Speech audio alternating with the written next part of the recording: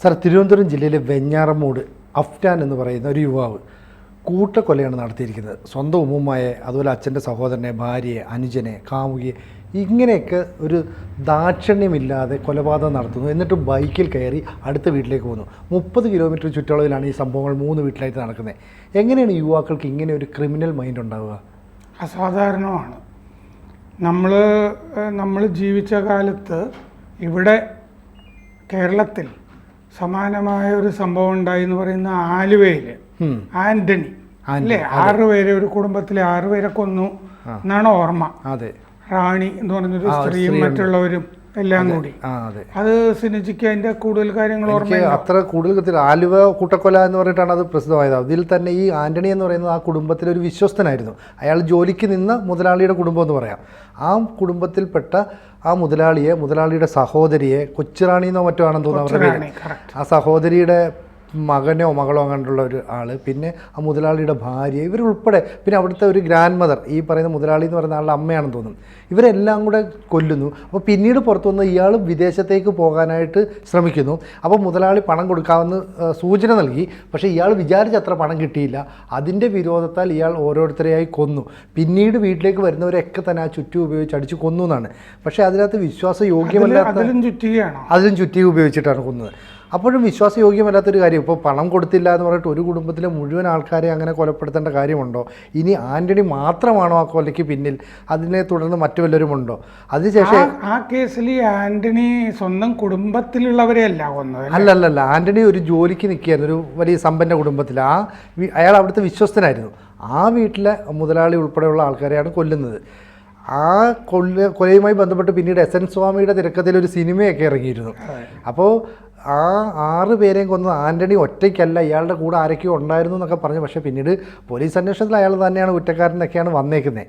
ഏതാണ്ട് സമാനമായി അന്നും ഈ ചുറ്റി ഉപയോഗിച്ച് കൊല്ലുന്നു, ഒരാൾ ഒറ്റയ്ക്ക് കൊല്ലുന്നു. പക്ഷേ അന്നത്തെ കാലത്തിൽ നിന്ന് ഇന്നത്തെ കാലത്തിലെ വ്യത്യാസം, അന്ന് മദ്യവും കഞ്ചാവ് എന്നൊക്കെ പറയുന്നതായിരിക്കും വലിയ ലഹരി വസ്തു. ഇന്നങ്ങനെയല്ല.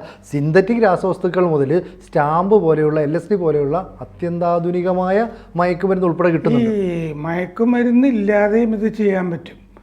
കാരണം തിരുവനന്തപുരത്ത് തന്നെ ഒരു ക്രിസ്ത്യൻ കുടുംബത്തിൽ പ്രൊഫസറും ഒക്കെ ആയിരുന്ന അച്ഛനും അമ്മയും ഒക്കെ കൊന്നില്ലേ? അതെ.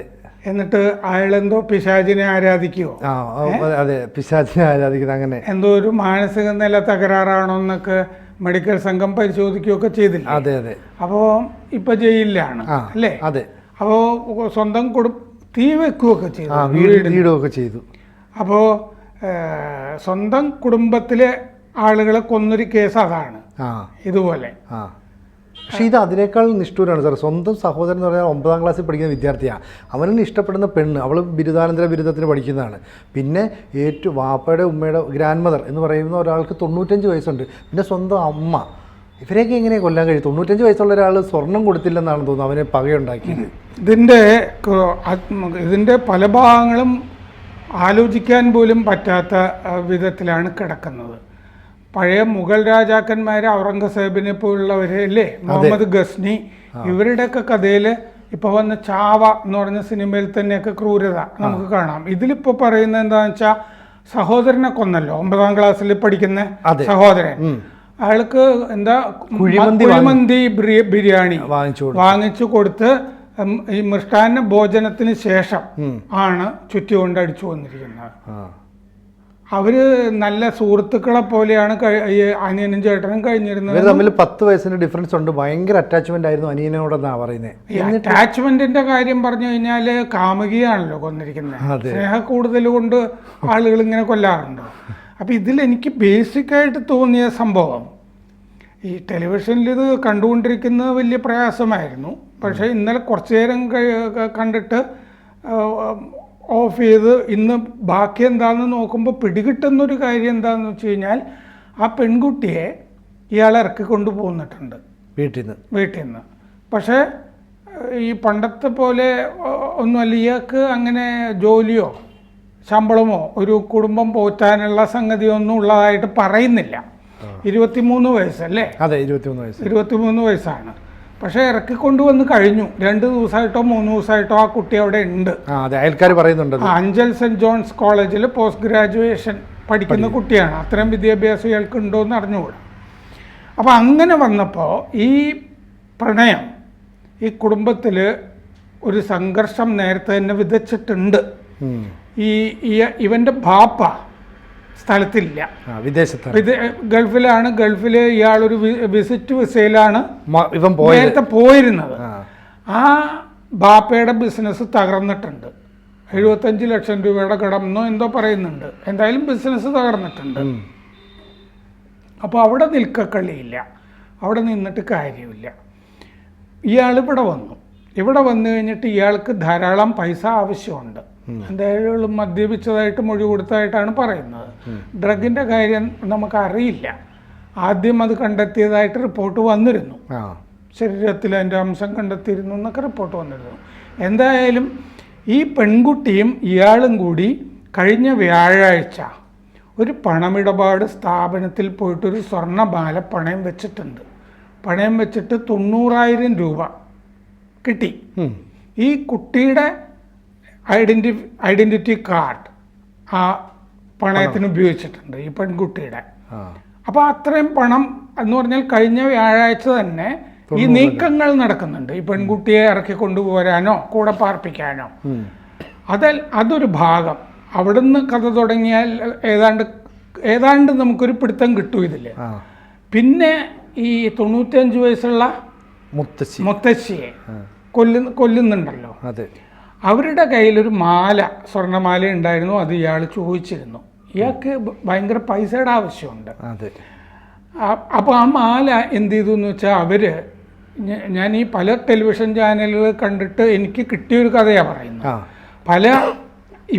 അവരുടെ മകളെ ഈ സ്വർണ്ണമാല 4 പവനോ മറ്റോ ആണത്, അത് ഏൽപ്പിച്ചു എന്ന് പറഞ്ഞാൽ ഇവനൊരു അത്ര സുഖമല്ലാത്ത കഥാപാത്രമാണ് കുടുംബത്തിൽ. നേരത്തെയും ഈ പണം ചോദിച്ചിട്ടോ മാല ചോദിച്ചിട്ടോ ഈ മുത്തശ്ശിയെ അവരൊറ്റയ്ക്കല്ലേ താമസിക്കുന്നത്, അവരെ ശല്യപ്പെടുത്തി കാണും. അപ്പോൾ ശല്യപ്പെടുത്തിയത് കൊണ്ട് അവരാ മാല ഊരി മകളെ ഏൽപ്പിച്ചിരിക്കുക ഇവന് കൊടുക്കാതിരിക്കാൻ. അപ്പോൾ അത് അന്വേഷിച്ചിട്ടായിരിക്കും അവരെയല്ലേ ആദ്യം കൊല്ലുന്നത്. അപ്പോൾ അവരെ ആദ്യം കൊല്ലുമ്പോൾ തന്നെ ഈ ചോദിച്ചിട്ടുണ്ട്, അത് കിട്ടിയിട്ടില്ല. അപ്പോൾ ഒരു കൊലപാതകം നടന്നു കഴിഞ്ഞാൽ പിന്നെ അതിനെപ്പറ്റി ധാരാളം ചോദ്യങ്ങൾ ഉണ്ടാവുമല്ലോ, എന്തിനു വേണ്ടി എന്നൊക്കെയുള്ള പല കുടുംബത്തിൽ തന്നെ ചോദ്യങ്ങൾ ധാരാളം വരും. അത് കഴിഞ്ഞിട്ട് കൂളായിട്ട് ഇയാൾ ബൈക്ക് ഓടിച്ച് അടുത്ത കൊലപാതകത്തിന് വേണ്ടി ഒരേ ചുറ്റികയാണല്ലോ അടുത്ത് ഉപയോഗിക്കുന്നത്. ആദ്യത്തെ കൊലപാതകത്തിൽ ചുറ്റിക ഉപയോഗിച്ചിട്ടുണ്ടോ എന്ന് എനിക്ക് അത്ര വ്യക്തമല്ല. അവര്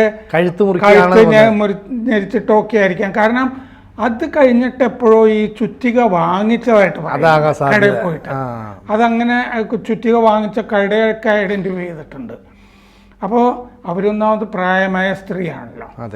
അപ്പോൾ അത് കഴിഞ്ഞ് ഇയാൾ കൂളായിട്ട് ബൈക്ക് ഓടിച്ചു വരുന്ന ഒരു CCTV ദൃശ്യമുണ്ട്. അതാണ് നമ്മളെ വല്ലാതാക്കുന്നത്. ഒരു കൊലപാതകത്തിന് ശേഷം പിന്നെയും ഡിറ്റർമിൻ്റായിട്ട് അടുത്ത കൊലപാതകത്തിന് വേണ്ടി ചുറ്റികയുമായിട്ട് ഒരു തോൾ ബാഗുണ്ട്, അതിലാണ് ഈ ചുറ്റികയുമായിട്ട് നടക്കുന്നത്. എന്ന് പറഞ്ഞാൽ ഇന്ന ആളുകളൊക്കെ ചെറുപ്പെടുത്തും. ഈ ലത്തീഫ് എന്ന് പറഞ്ഞാൽ ഈ ബാപ്പയുടെ സഹോദരനെയും ഭാര്യയും കൊല്ലുന്നുണ്ട്. സഹോദരനെ കൊല്ലുന്നതിൻ്റെ കാര്യം എന്താണെന്ന് വെച്ചാൽ ഇതിനെ ഈ സഹോദരൻ ചോദ്യം ചെയ്തിട്ടുണ്ട്, ഈ പ്രണയബന്ധത്തിന്. ഇവർ രണ്ടുപേരും 2 തരം സാമ്പത്തികമായി 2 തരത്തിലുള്ള കുടുംബങ്ങളാണ്. അതുമാത്രമല്ല ഈ പ്രായമായിട്ടില്ല, ഒരു കല്യാണം കഴിച്ച് ജീവിക്കാനുള്ള പാകതയോ അതിൻ്റെ കാര്യങ്ങളോ ആയിട്ടില്ല. അപ്പോൾ അയാൾ വീട്ടിൽ വന്ന് ഈ സഹോദരൻ ലത്തീഫ് ഈ കാര്യം സംസാരിച്ചിരുന്നു. അതിലുള്ള വിരോധമുണ്ട്. പിന്നെ ഈ പെൺകുട്ടിയെ കാണാതായിട്ട് പെൺകുട്ടിയുടെ ബാപ്പ തന്നെ പോലീസ് സ്റ്റേഷനിൽ ചെന്നതായിട്ട് പറയുന്നുണ്ട്. ഇങ്ങനെ കാണാതായിട്ടുണ്ട്, അന്വേഷിക്കണം എന്ന് പറയാൻ പോലീസ് സ്റ്റേഷനിൽ. അപ്പോഴും ഈ പെൺകുട്ടി മരിച്ചത് ഈ ബാപ്പ അറിഞ്ഞിരുന്നില്ല എന്നാണ് ഈ ആളുകൾ പറയുന്നതെന്ന്. പലരും ഈ ബന്ധുക്കളും ഒക്കെ പറയുന്ന കഥകളും ഒക്കെ വെച്ചിട്ടാണ് ഞാൻ ഇങ്ങനെ ഒരു ഇതിനകത്ത് മറ്റൊരു കാര്യം പറയുന്നത്, ഇവന് വലിയ സാമ്പത്തിക ബാധ്യതയാണ് കുടുംബത്തിനെന്നാണ് പറയുന്നത്. സത്യത്തിൽ കുടുംബത്തിനാണോ സാമ്പത്തിക ബാധ്യത ഇവനാണോ എന്ന് അറിയണം. കാരണം ഒരാഴ്ചയ്ക്ക് മുമ്പ് 90,000 രൂപയുടെ ഒരു ആവശ്യം ഉണ്ടായി, പെൺകുട്ടിയെ കൊണ്ടുവന്നു. അപ്പോൾ പിന്നീട് ഗ്രാൻഡ് മദറിൻ്റെ കയ്യിൽ ഒരു മാലയുണ്ട്, അത് വിറ്റാൽ കുറേ പണം കിട്ടുമെന്ന് അറിയാം. അപ്പം അവർ ഈ മാല അവരുടെ മകളുടെ കൊടുക്കണമെങ്കിൽ ഇവൻ അത്ര ഒരു നേരുള്ള വ്യക്തിയാണെന്ന് നമുക്ക് പറയാൻ പറ്റില്ല. കുടുംബത്തിൻ്റെ അകത്തൊരു പ്രശ്നക്കാരനാണെന്നുള്ളത് വളരെ വ്യക്തമാണ്. പക്ഷെ ഇയാൾക്ക് വലിയ സാമ്പത്തിക ബാധ്യത വരാനുള്ള സാധ്യത ഞാൻ കാണുന്നില്ല. എന്താണെന്നറിയോ, ഇയാള് പോയി ഇപ്പോൾ സിനിജിയോട് കയ്യിലോ മറ്റോ അതുപോലെ അവിടെയുള്ള ആളുകളോട് പോയി പണം ചോദിച്ചാൽ അവർ എന്ത് കാരണത്താലാ കൊടുക്കുക? ഒരു ജോലിയുള്ള ആളോ ഒരു കച്ചവടം, സാധാരണ അത്തരം കുടുംബങ്ങളിലൊക്കെ ഇങ്ങനത്തെ ഒരാള് എന്തെങ്കിലും ഒരു കച്ചവടമൊക്കെ ചെയ്യുന്നുണ്ട്. അവർ കുറച്ച് നേരത്തെയൊക്കെ കച്ചവടമൊക്കെ ചെയ്യാറുണ്ടല്ലോ, 20 വയസ്സിലും ഒക്കെ കച്ചവടമൊക്കെ ബാപ്പയെ സഹായിക്കുകയൊക്കെ ചെയ്യാം. ബാപ്പ ഇപ്പൊ തകർന്നുകൊണ്ട് അതിന് നിവൃത്തിയില്ല. ചിലപ്പോ ബാപ്പയ്ക്കും ഇവൻ ശല്യമായി തോന്നിയിട്ടുണ്ടാകാം. അതെ, അതുകൊണ്ടായിരിക്കും നാട്ടിലേക്ക് പോകാൻ തിരിച്ചു വരേണ്ടി വന്നു. മാത്രമല്ല ഇവൻ പറയുന്ന പല ആളുകളും വന്ന് പണം കടം ചോദിക്കുന്നു. അപ്പൊ പണം കടം ചോദിക്കുന്ന ബാപ്പ ഉണ്ടാക്കിയ കടമാണെങ്കിൽ അത് അയാൾ എങ്ങനെയെങ്കിലും മാനേജ് ചെയ്യേണ്ടതാണ്. ഇപ്പൊ ഇവൻ ഈ ഇത്രയും വരെ കൊന്നിട്ട് ഈ കടം ചോദിക്കുന്നവരിൽ രക്ഷപ്പെടാൻ ശ്രമിക്കുന്നു എന്നൊക്കെ പറയുന്ന കഥയ്ക്ക് നമ്മൾ ആ കഥയ്ക്ക് നമ്മൾ ഇത്രയും കൊല്ലം ജീവിച്ചത്. അതെ, ഈ ഒരു 20-23 വയസ്സുള്ള ഒരു പയ്യന് അങ്ങനെ ഇയാൾ കുറച്ച് ഇൻട്രോവേർട്ടായ ആളാണെന്നും പറയുന്നുണ്ട്. അത്രയും ബന്ധങ്ങൾ അയാൾക്ക് സമൂഹത്തിൽ ഉണ്ടാവില്ല കടം ചോദിക്കാൻ. ഇയാൾക്ക് ചോദിക്കാൻ പറ്റിയ ആളുകൾ ഇയാളുടെ ബന്ധുക്കൾ മാത്രമാണ്, പേടിപ്പിച്ചിട്ടൊക്കെ. അതാണ് ഈ സ്വർണ്ണമാലയുടെ കഥയൊക്കെ വരുന്നത്. ഇയാളൊരു മാല കൊണ്ടുപോയി പണയം വെക്കുന്നുണ്ടല്ലോ, 90,000. അതും ഇങ്ങനത്തെ ഏതോ ഒരു മാലയാണത്. പക്ഷെ സ്വന്തം രക്തത്തിലുള്ള ആൾക്കാരെ കൊല്ലുക എന്ന് പറയുന്ന ഒരാളുടെ മനോനില എന്ന് പറയുന്നത് നമുക്ക് സങ്കല്പിക്കാൻ കഴിയുന്നതിന് അപ്പുറം. മാത്രമല്ല ഇയാളെ സമൂഹത്തിലല്ലേ നാട്ടുകാർ പറഞ്ഞ പാവം വിദ്യാർത്ഥിയാണ്, പാവം കുട്ടിയാണ്, ആളുകളായിട്ട് അധികം ബന്ധമില്ല, അവനവൻ്റെ കാര്യം നോക്കി നടക്കുന്നു എന്നൊക്കെ പറയുന്ന ഒരാൾ. അപ്പം ഇവൻ്റെ മൈൻഡിനെ നന്നായിട്ട് സ്വാധീനിക്കാൻ കഴിയുന്നത് എന്താ സമൂഹത്തിൽ നടക്കുന്ന സംഭവങ്ങളാണോ, അതോ സിനിമയാണോ, അതോ ടി വിയിൽ നിന്ന് കിട്ടുന്ന വിവരങ്ങളാണോ, ഇൻ്റർനെറ്റാണോ, എന്തൊക്കെയോ സംഭവങ്ങൾ ഉണ്ടാവില്ലേ? ഇപ്പം മറ്റേ മാർക്കോ എന്ന് പറഞ്ഞൊരു സിനിമ ഇറങ്ങിയിട്ട് അതിൻ്റെയൊക്കെ തലയിൽ നമുക്കിത് വെക്കാമോ എന്നറിയില്ല. ഈ മറ്റേ പിശാച് ആരാധിച്ചിരുന്നവൻ കൊല്ലുന്നതിന് അതുണ്ടല്ലോ, ബ്ലാക്ക് മാജിക്കിലൊക്കെ താല്പര്യമുള്ളവരല്ലേ. ഇത് മനോവൈകൃതമാണല്ലോ, അതിഭീകരമായ ഒരു മാനസികാവസ്ഥയിൽ നിന്നാണ് ഇത് ചെയ്യുന്നത് എന്നുള്ള കാര്യത്തിൽ ഒരു സംശയമില്ല. കാരണം സ്നേഹിക്കുന്ന ആളുകളെ പോലും ഒക്കെ കൊന്നിട്ടുണ്ട്. അത് സ്നേഹിക്കുന്ന ആളുകൾ നമ്മൾ മൂവാറ്റുപുഴ ഭാഗത്തോ മറ്റോ ഒരു കണ്ണൂർക്കാരനൊരു പയ്യൻ കാമുകി തള്ളിക്കളഞ്ഞു എന്നും പറഞ്ഞിട്ട് താമസിക്കുന്ന സ്ഥലത്ത് പോയി കൊന്ന ഒരു സംഭവമില്ലേ 3-4 കൊല്ലം മുമ്പ്.